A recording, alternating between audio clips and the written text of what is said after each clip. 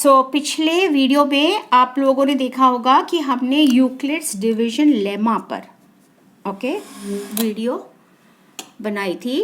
तो अब ये वाला है यूक्लिड्स डिवीजन एल्गोरिदम। है ना कंफ्यूजिंग? दोनों में फ़र्क क्या है ये भी तो आपको पता होना चाहिए। आप स्टूडेंट हो, क्लैरिटी होनी चाहिए, राइट? मैं बताती हूँ। यूक्लिड्स डिवीजन लेमा इस फॉर्मेट को हमें देता है जिसको हम इस्तेमाल करेंगे HCF निकालने में, हाईएस्ट कॉमन फैक्टर।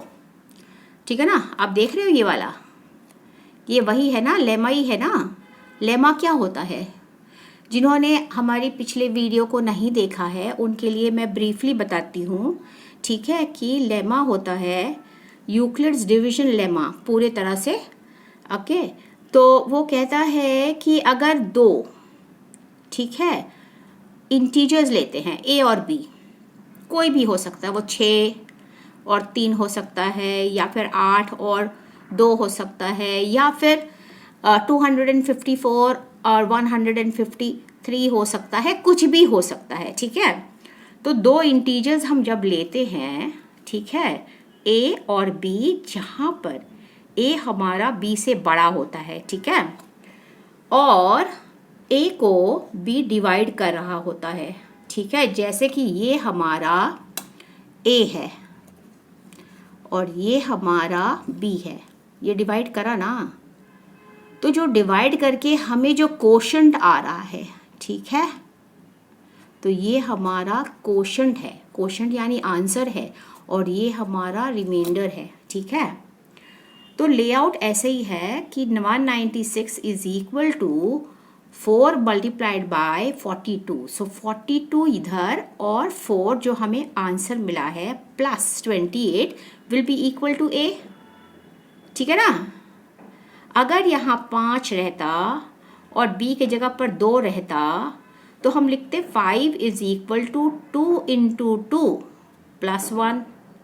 तो मेरा Q 2 हो जाता और B हो जाता 2, ठीक है, और A हो जाता 5, और रिमाइंडर क्या बचता?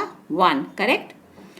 तो हमने लिख रखा है A and B are two integral positive integers, Q हमारा कोशेंट है और R हमारा रिमाइंडर है। ठीक है, अब इसी को यूज़ करते हुए HCF निकालना बड़ा आसान हो जाता है। ये तरीका थोड़ा सा अजूबा है जो आप लोगों ने छोटे क्लासेस में नहीं कर रखे हैं। ठीक है, तो अगर हम लेमा को यूज़ करके यूक्लिड्स डिवीजन एल्गोरिदम को फॉलो करते हैं, एल्गोरिदम मतलब स्टेप बाय स्टेप, धीमी धीमी जाते हैं और अपना HCF को ढूंढ के निकालते हैं।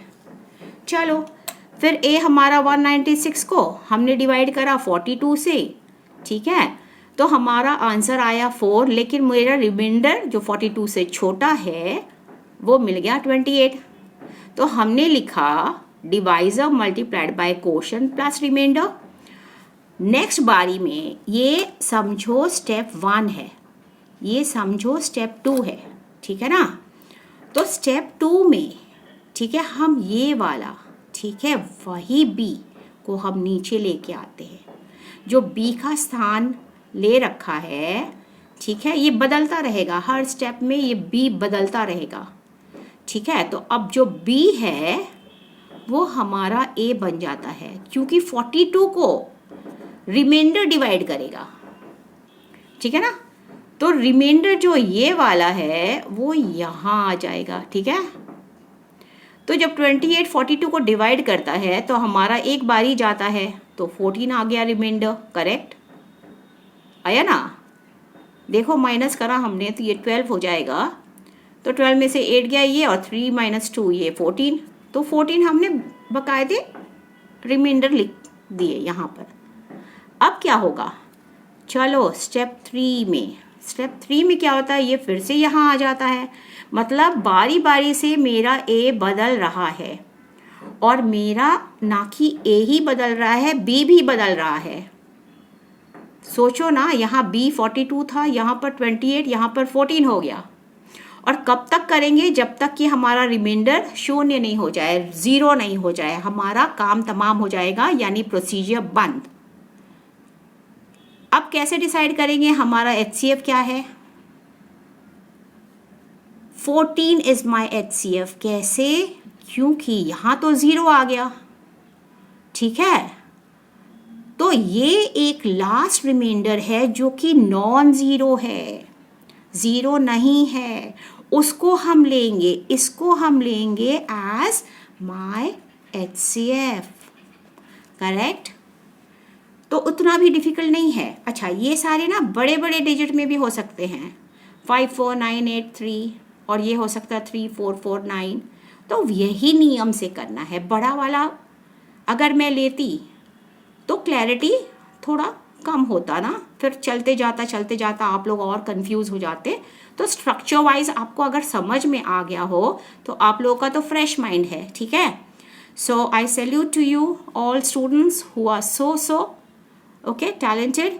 तो चलो, तो अब ये सब समझ में आ गया होगा कि यूक्लिड्स डिवीजन एल्गोरिदम क्या है, और एल्गोरिदम स्टेप बाय स्टेप, जो स्टेप 1 स्टेप 2 स्टेप 3, इसको हम एल्गोरिदम बोलते हैं।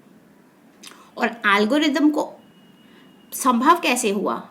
हमने लेमा को इस्तेमाल किया। बस ये एग्ज़ाम में आने वाला है, ठीक है। चलो, सो आई होप आप लोग समझ में आ गया हो।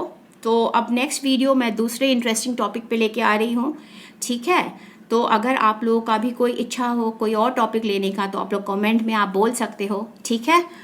तो bye bye guys, have a great time, okay, and God bless you all, bye bye.